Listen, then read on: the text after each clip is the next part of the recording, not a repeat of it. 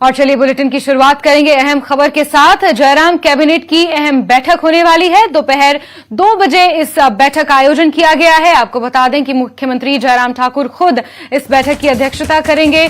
कई ऐसी घोषणाएं हैं जिन पर मोहर लगनी है। कई महत्वपूर्ण फैसलों पर कैबिनेट में चर्चा होनी है। आपको बता दें बड़ी खबर, आज 2 बजे जयराम कैबिनेट की अहम बैठक है। सहयोगी रणवीर ज्यादा जानकारियों के साथ फोन लाइन पर मौजूद हैं। रणवीर, बैठक को लेकर अपडेट।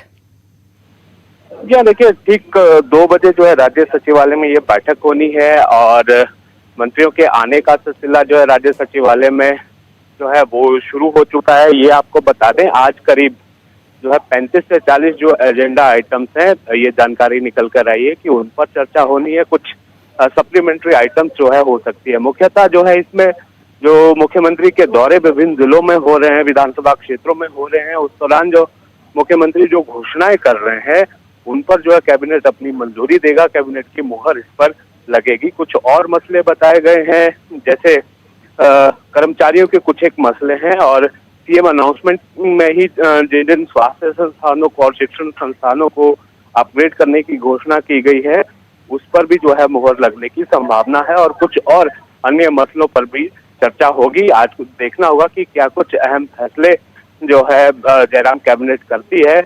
2 से 3 घंटे ये बताया गया कि ये बैठक चल सकती है। जैस्मिन जी रणवीर, साथ ही प्रगतिशील हिमाचल हो या आजादी का अमृत महोत्सव के तहत मुख्यमंत्री जिस तरीके से तमाम विधानसभाओं का दौरा कर रहे हैं और वहां पर घोषणाएं की जा रही हैं, ऐसा माना जा रहा है कि उन घोषणाओं पर भी आज कैबिनेट की बैठक में मोहर लगनी है। जी हाँ, बिल्कुल। जिस तरह से ये 75 कार्यक्रम पूरे जो है हर विधानसभा क्षेत्र में होने हैं और ज्यादातर जो घोषणाएं हैं पुरानी ये बताई जा रही है। हालांकि मुख्यमंत्री जिस तरह से पिछले कल जो है रामपुर में थे, इसी तरह का कार्यक्रम आयोजित किया था, लेकिन उन्होंने मंच से कोई ज्यादा बड़ी घोषणा तो नहीं की, लेकिन उन्होंने इतना जरूर कहा कि जो मांगे उनके पास आ रही है, जो आश्वासन लोगों को दिए जा रहे हैं, जो अलग अलग जो प्रतिनिधि मंडल अपनी मांगों को लेकर उनके पास आ रहे हैं, उन पर मुहर लगेगी। जो रामपुर में उन्होंने वादा किया था कि उप तहसील खोलने का वादा किया था कि ननखड़ी का जो है बहुत बड़ा इलाका है जिन्हें जो है काफी परेशानी का सामना करना पड़ता है, खासकर जो प्रशासन के जो कार्य होते हैं। तो शायद ये भी आज उम्मीद है कि रामपुर को भी ये सौगात मिल सकती है कि वहां पर उप तहसील जो है खोली जा सकती है। ठीक है रणवीर, क्योंकि 2 बजे ये अहम बैठक है, आप नजर बना के रखिए। बहुत शुक्रिया तमाम जानकारियों के लिए। चलिए आगे बढ़ेंगे। आज कांग्रेस भी अपनी चुनावी वादों का ऐलान करने जा रही है। 10 चुनावी वादों का ऐलान कांग्रेस द्वारा करना है। आपको बता दें कि कांग्रेस अपनी 10 गारंटियां देने का दावा कर रही है। छत्तीसगढ़ के सीएम भूपेश बघेल इन घोषणाओं का ऐलान करेंगे। कांग्रेस के चुनाव पर्यवेक्षक के तौर पर भूपेश बघेल हिमाचल के दौरे पर रहेंगे और 10 गारंटियों का ऐलान उनके द्वारा यहां किया जाना है। तो अहम खबर चुनाव के लिहाज से आज कांग्रेस अपनी 10 चुनावी गारंटियों का ऐलान करेगी। रणवीर हमारे सहयोगी फोन लाइन पर मौजूद हैं। रणवीर, छत्तीसगढ़ के सीएम भूपेश बघेल और चुनाव ऑब्जर्वर के तौर पर वो हिमाचल के दौरे पर आ रहे हैं। क्या कुछ जानकारियां सबसे पहले तो बताइए उनके दौरे को लेकर मिल पाई हैं?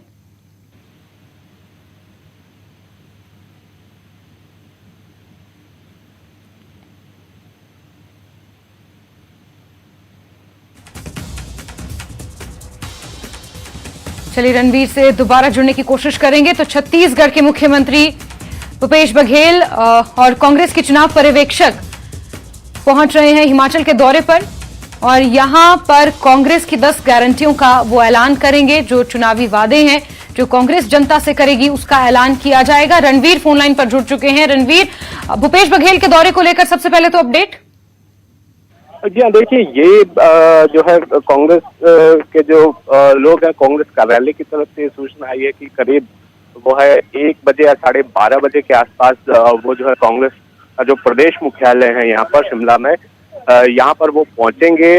कुछ जो बड़े नेता हैं उनसे बातचीत करेंगे और ठीक 1:30 बजे ये ऐलान किए जाएंगे। ये आपको बता दें कि जिस तरह से कुछ एक वादे कांग्रेस पहले कर चुकी है, उनमें जो है कुछ और वादे आज सूची में जो है ऐड किए जाएंगे। और देखिए, आम आदमी पार्टी की तरह ही अब कांग्रेस पार्टी भी कह रही है ये केवल चुनावी घोषणाएं नहीं है, ये जो है अब गारंटी दी जाएगी। इसलिए जो आमंत्रण भी दिया गया है प्रेस को, जो 1:30 बजे प्रेस कॉन्फ्रेंस होनी है उसके कवरेज के लिए, तो उसमें भी ये लिखा गया है कि 10 गारंटी जो है कांग्रेस लॉन्च करेगी।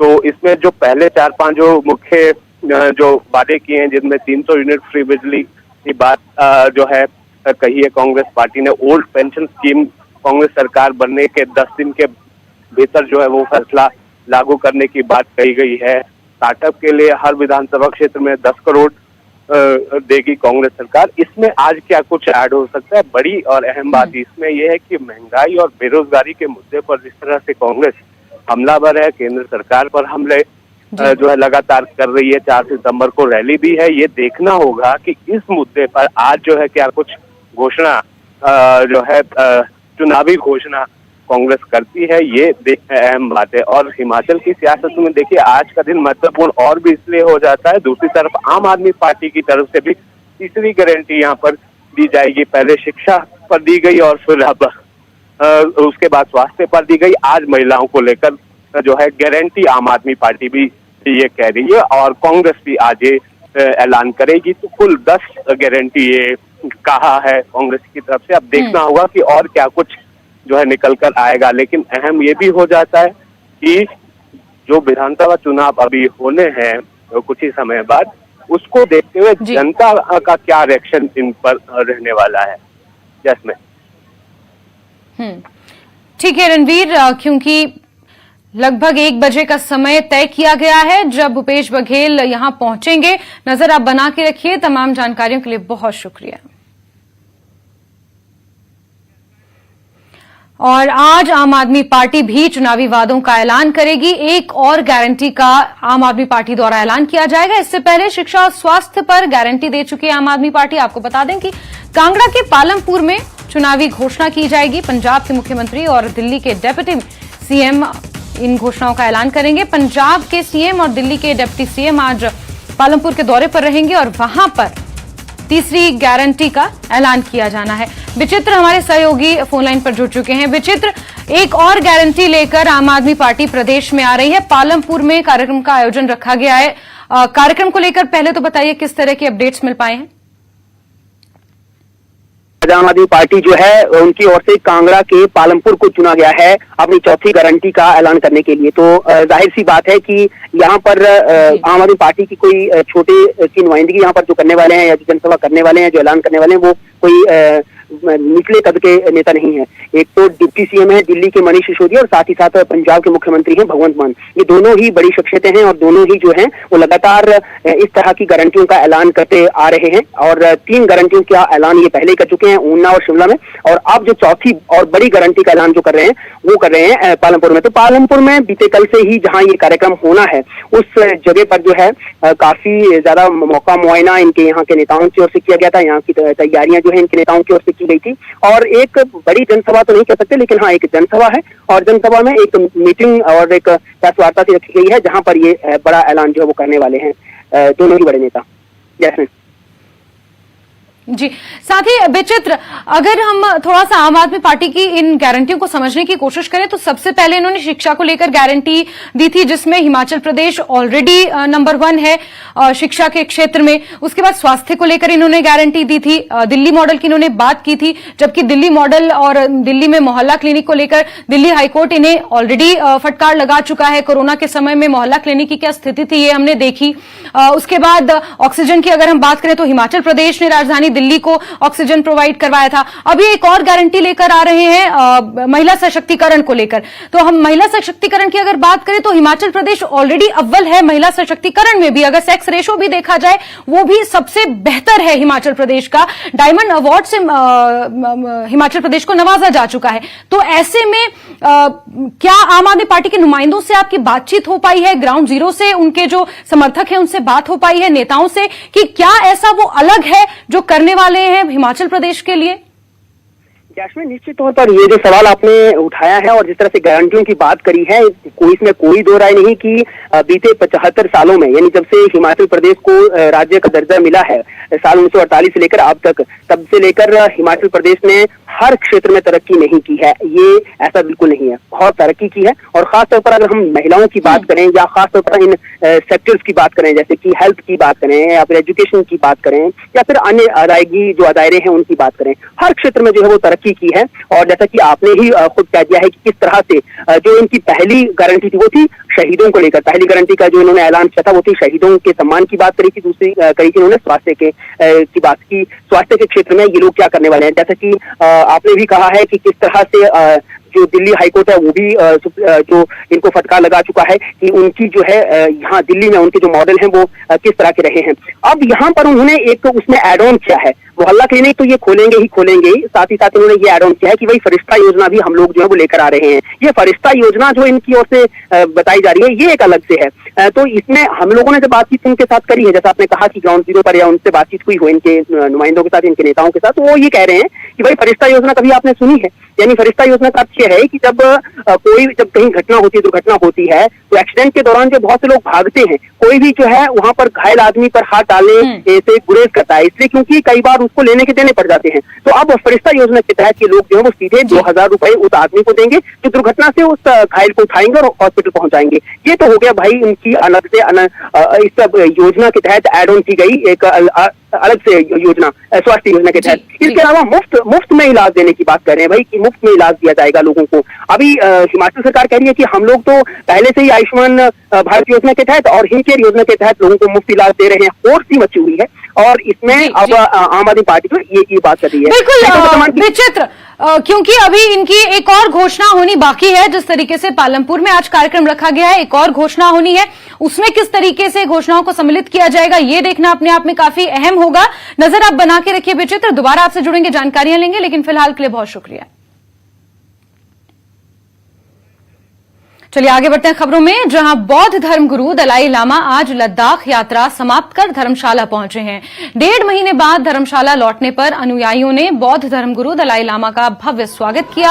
आपको ये बता दें कि 14 जुलाई को धर्मगुरु धर्मशाला से लद्दाख दौरे पर गए थे और अब लगभग 1.5 महीने की यात्रा के बाद वो धर्मशाला वापस लौट आए हैं। तो तस्वीरें आप कांगड़ा एयरपोर्ट पे देख रहे हैं। हिज होलीनेस दलाई लामा यहां पहुंचे हुए हैं और विचित्र हमारे सहयोगी फोन लाइन पर मौजूद हैं। विचित्र, दलाई लामा धर्मशाला पहुंच चुके हैं 1.5 महीने की लंबी यात्रा के बाद। तो जाहिर सी बात है धर्मशाला में जो उनके अनुयायी हैं या देश विदेश से जो उन्हें मानने वाले लोग पहुंचे हुए हैं, उनसे मिलने का तांता वहां पर जाहिर सी बात है लगा होगा।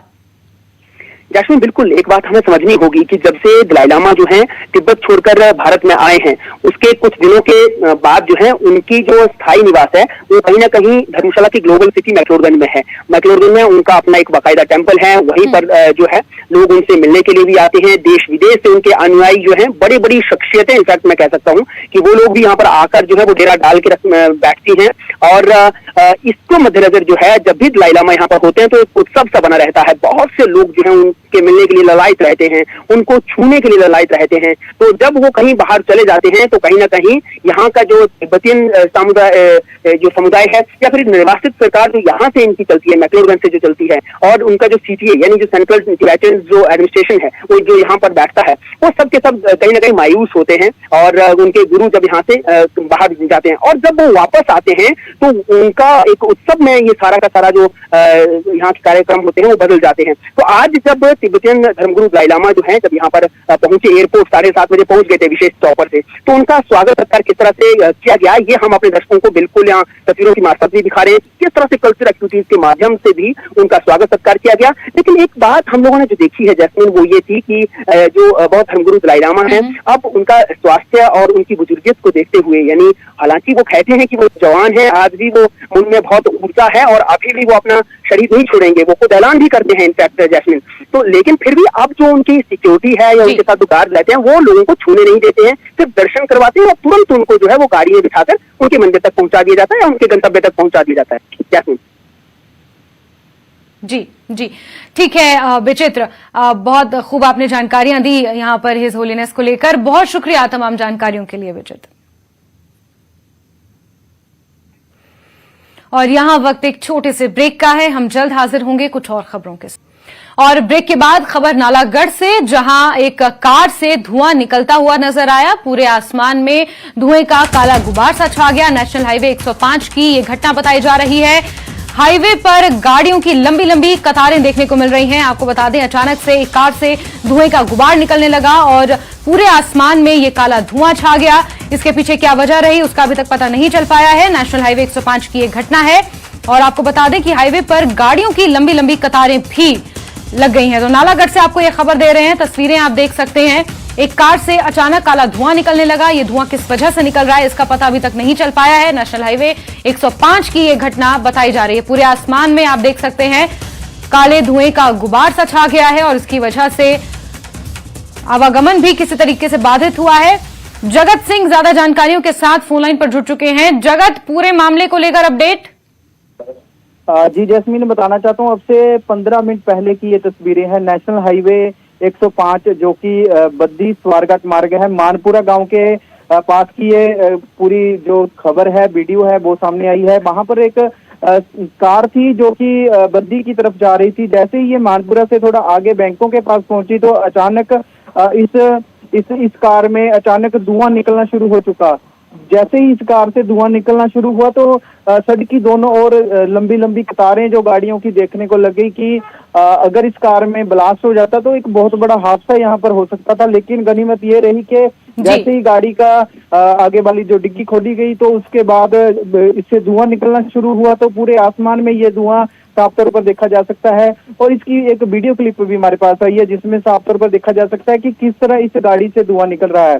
आसपास के लोग भागते नजर आ रहे हैं। जगत, आपने जानकारी दी कि 15 मिनट पहले का ये वीडियो है, लेकिन अभी प्रशासन मौके पर पहुंचा है। किसी तरह का कोई नुकसान वहां पर हुआ है? क्या कारण पता चल पाया है किस वजह से ये धुआं निकल रहा था?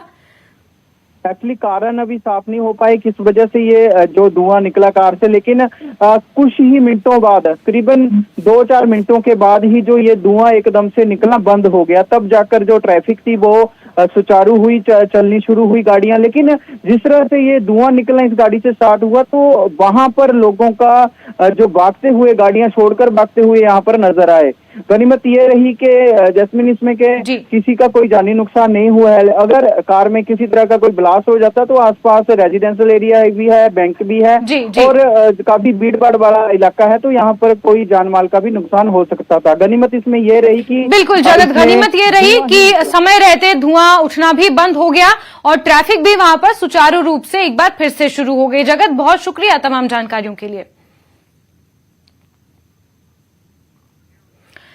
पूर्व मंत्री कौल सिंह ठाकुर ने एक बार फिर अप्रत्यक्ष रूप से मुख्यमंत्री पद के लिए अपनी दावेदारी जताई है। मंडी में न्यूज 18 संवाददाता वीरेंद्र भारद्वाज को दिए एक्सक्लूसिव इंटरव्यू में कौल सिंह ठाकुर ने कहा कि कांग्रेस पार्टी की सरकार बनने पर मंडी जिला को ही मुख्यमंत्री पद की सौगात मिल सकती है और यहां के लोगों की भी यही आस है। इस वक्त कौल सिंह ठाकुर न्यूज 18 हिमाचल के साथ बातचीत करने के लिए मौजूद हैं। सर, पहले तो आपका स्वागत है। धन्यवाद आपका। क्या कौल सिंह ठाकुर इस बार प्रत्यक्ष रूप से स्पष्ट तौर पर अपनी दावेदारी जता रहे हैं कि अगर कांग्रेस पार्टी की सरकार बनती है तो I am the candidate of chief minister? ऐसा है, ये तो पक्का है कि अब की बार कांग्रेस पार्टी की सरकार हिमाचल प्रदेश में बनेगी, क्योंकि जयराम सरकार से लोगों का मोह भंग हो गया है। इनकी कार्यप्रणाली से लोग हताश है, निराश है, मायूस है और लोगों ने मन बनाया है कि अब बार भारतीय जनता पार्टी को हटाना है और कांग्रेस पार्टी को सत्ता में लाना है। और भारतीय जनता पार्टी का अगर मंडी का मुख्यमंत्री है और इसकी सरकार जाती है तो हो सकता है मंडी का अगला मुख्यमंत्री भी हो। इसको एक और इशारा है, सब कुछ राजनीति में सब कुछ संभव है और मंडी के लोग चाहते हैं कि भाई अब मंडी का मुख्यमंत्री इतनी साल के बाद आया है तो कांग्रेस का मुख्यमंत्री भी मंडी से ही हो, ये लोगों की आस है। चलिए आगे बढ़ते हैं खबरों में। हिमाचल प्रदेश कांग्रेस सह प्रभारी संजय दत्त ने प्रदेश सरकार की लाभार्थी रैलियों पर सवाल खड़े किए हैं। संजय दत्त ने कहा है कि सरकार लाभार्थी रैलियों के जरिए वोट बैंक जुटा रही है। संजय दत्त ने कहा कि सरकार का काम है कि वो अंतिम शख्स तक योजनाओं को पहुंचाए, लेकिन ये सरकार ये जता रही है कि वो जनता पर एहसान कर रही है। मेरे सोच में, हमारी सोच में जो है, जो भी सरकार को पब्लिक चुन के देती है उसका ये फर्ज बनता है, it is the duty to undertake public welfare activity. सार्वजनिक जनता के हित का जो कार्यक्रम है वो करना सरकार का दायित्व है, तो कोई मेहरबानी नहीं। लेकिन ये सरकार उस तरीके से जता रही है, मुख्यमंत्री जी जता रहे हैं, जिस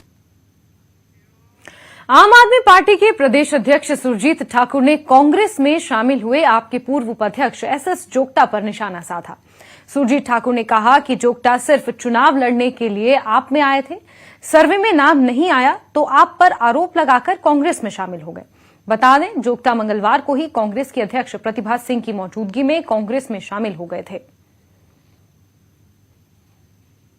यहां जनता से पूछकर जब सीएम का कैंडिडेट दिया जाता है तो एमएलए की तो बात ही क्या। यहाँ सर्वे होता है, सर्वे सिस्टम में यहाँ एसएस जोगटा जी का नाम नहीं आ रहा था, इसलिए उनको लड़ना था कि मुझे तो बस इलेक्शन लड़ना मेरा मकसद है, मैं इलेक्शन लड़ने के लिए पार्टी में आया हूं। अब ये स्वार्थ यहाँ पे हल नहीं हुआ तो शायद हो सकता है कि कोई कांग्रेस ने कोई कमिटमेंट किया हो तो इसलिए वहां चले गए। अब ये तो जनता ने देखना है कि विजन को देना है, विजन को आपने वोट करना है, विजनलेस लोगों को वोट करना है। ये हिमाचल प्रदेश की जनता आने वाले चुनाव में खुद ही जवाब देगी।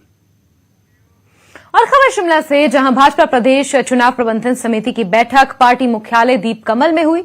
इस बैठक में चुनाव प्रबंधन को लेकर 17 समितियों का गठन किया गया। इसमें कुछ सदस्य सभी समितियों में होंगे, साथ ही विजन डॉक्यूमेंट समिति का गठन भी किया गया जो घोषणा पत्र तैयार करेगी। इस समिति में डॉक्टर सिकंदर अध्यक्ष होंगे, जबकि सीएम जयराम ठाकुर, पूर्व सीएम शांता कुमार, प्रेम कुमार धूमल, केंद्रीय मंत्री अनुराग ठाकुर समेत कई मंत्री सदस्य होंगे। रैलियों के प्रबंधन समिति का जिम्मा त्रिलोक जम्वाल को सौंपा गया है, जबकि कार्यक्रम संचालन का जिम्मा पायल वैद्या देखेंगी। मीडिया के लिए महेंद्र धर्माणी को जिम्मा दिया गया है, जबकि अनिल डडवाल सोशल मीडिया को देखेंगे। इसके अलावा बैठक में प्रचार प्रसार के लिए हर विधानसभा में रथ चलाने का फैसला भी किया गया है। बैठक में भाजपा के राष्ट्रीय उपाध्यक्ष और चुनाव प्रभारी सदान सिंह, प्रदेश अध्यक्ष सुरेश कश्यप, चुनाव प्रबंधन समिति के अध्यक्ष डॉ राजीव बिंदल, प्रदेश संगठन मंत्री पवन राणा मौजूद रहे।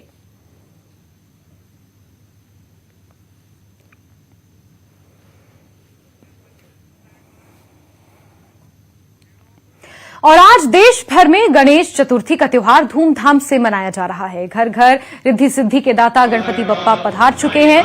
त्योहार को लेकर गणपति मंदिर में भी दर्शन के लिए श्रद्धालुओं का तांता लगा है। मंदिरों में बप्पा की विशेष पूजा आरती की जा रही है।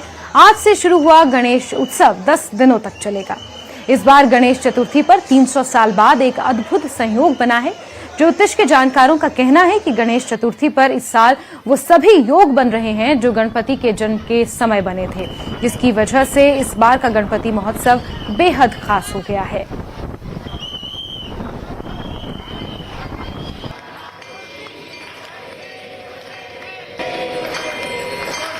तो देश भर में गणेश उत्सव की धूम है। घर घर गणपति बप्पा पधार चुके हैं और ये उत्सव आगे आने वाले 10 दिनों तक इसी तरह मंदिरों में धूमधाम से मनाया जाएगा।